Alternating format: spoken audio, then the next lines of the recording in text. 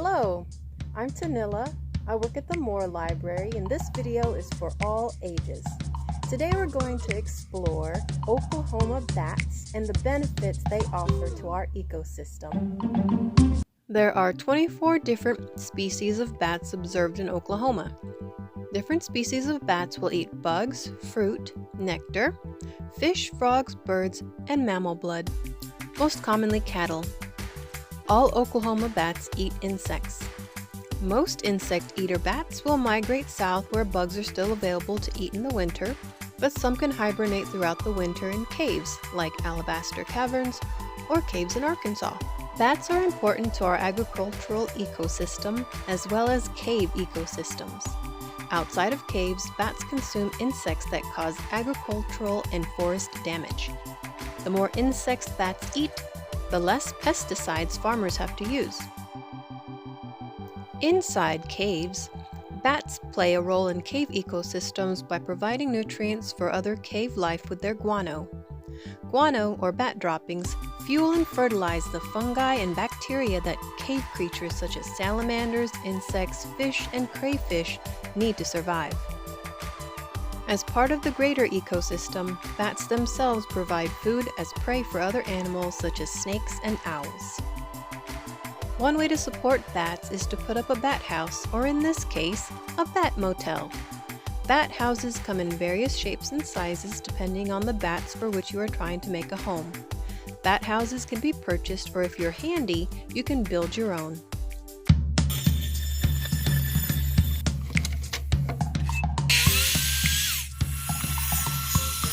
Fish and wildlife departments as well as non-profit bat conservation organizations have free bat house plans available for download.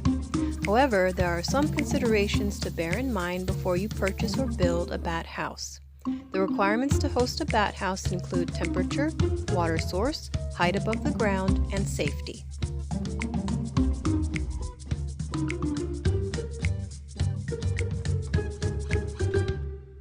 If you come upon a dead or injured bat, be sure to call animal control for safe removal, as bats are known to carry rabies.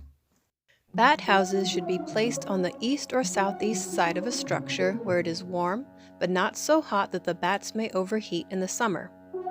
A water source should be nearby, typically within a quarter mile, preferably a stream, river, or lake.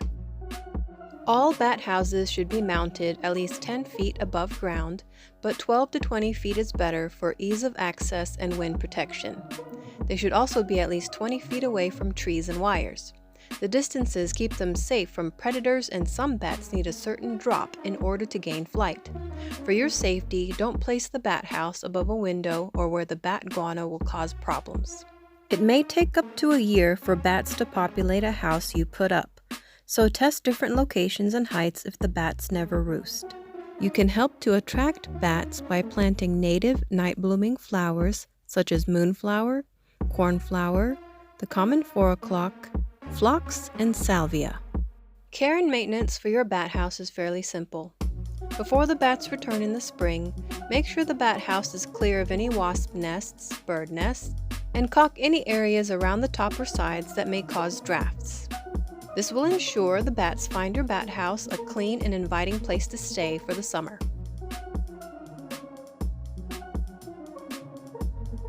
Bat houses will also provide you with additional fertilizer to mix in with your garden compost, but make sure to play it safe.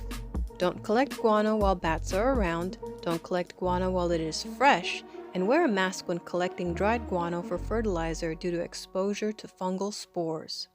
If you choose to make your own house, you can decorate the front with a custom image.